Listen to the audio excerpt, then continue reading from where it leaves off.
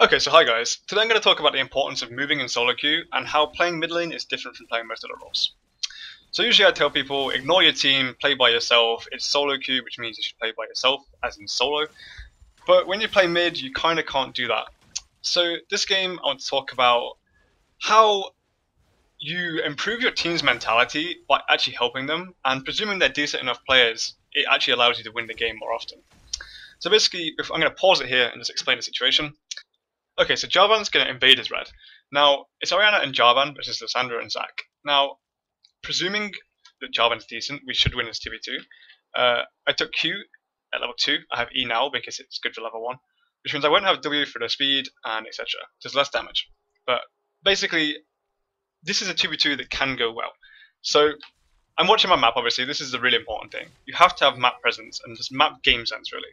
I'm watching my map. I know Jarvan's invading here. Zac knows it as well. And so does Lissandra. So the real thing here is that I'm level 2 and he's level 1. So invading is a pretty good thing because, I have a level on him. So basically, Jarvan, they're playing the bush game, whatever. And obviously this is quite risky because they have a Grace Tarek that can just move and we lose if they move. He doesn't move. Jarvan initiates onto Zac and then they just kind of mess around a bit. I notice Lissandra move, so I instantly move after him because there's no way Lissandra here can kill me before I kind of get there, and I have barrier, so I'm even more confident.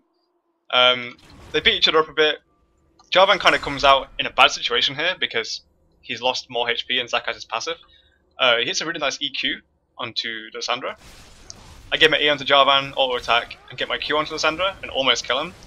And then Lissandra easy away, pretty nice play by him. And we get onto Zac, beat him up a bit, and we almost get the kill. My Q hits, he flashes into the bush, and then Jarvan kind of blows his Q without using E, and turns out bad. Now, here he takes a red buff for free. I'm going to pause it, because you don't really see anything after that. Basically, Zac just jumps over the wall and recalls. Things that went right, things that went wrong. Basically, I moved, which is a good thing. We ended up winning the 2v2, and we stole a red buff for it. Things that could have gone better for their team. Tarek Graves really could have moved. There's really no reason why they couldn't have moved. They were already pushed, which means there's no way Leona Caitlyn could have got past them because Caitlyn? Ezreal, whatever. New skin looks like Caitlyn. There's no way they could have moved. Leona was level 1 and Ezreal was level 2. And they're already half HP, like I said. They have to move past a whole crew wave just to get to the red buff. And they could have camped the bush and waited and killed them. So big mistake here, I think, from the bottom lane. There's absolutely, like I said, zero reason they couldn't have moved. So I'm going to just pause this and play it, whatever. And like I said, we get the red buff and nothing else happens.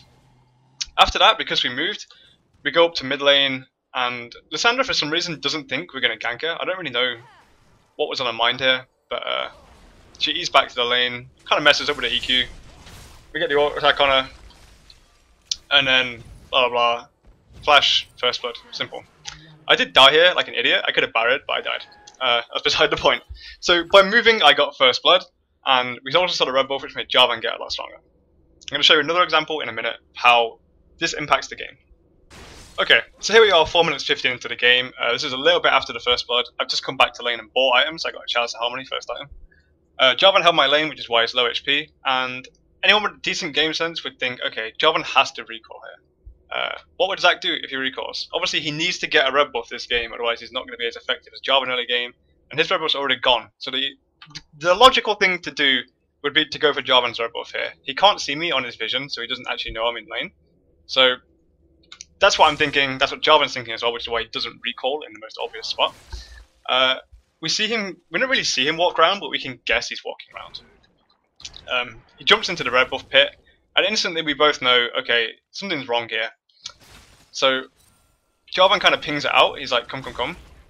And Zac's kind of dying to red buff, and there's the pings, you can see the pings on the map.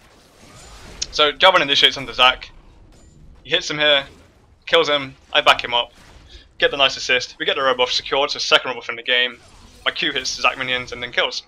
You see here Zac is moving as well, Zed is moving as well. The reason Zed moved here is because, like I said, his lane's pushed, he's not going to miss a lot. And if Lissandra comes, it's a free triple kill. Triple kill? You know what I mean. It's a 3v1 on Lissandra if Lissandra comes and tries to do anything. So, good play by Zed to move there.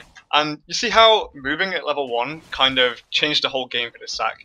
He had his red buff stolen, had to make a play, and then died at red buff. So, I just wanted to talk a little bit basically about the importance of moving. And if you're going to play mid, you really need to be active and look at the map very often, because if you don't do that, things like this happen. And yeah, as you can imagine, like if I hadn't moved at level 1, Jarvan would have died here 100%, and then the Sander would have got a blue buff, which would have been really bad for me.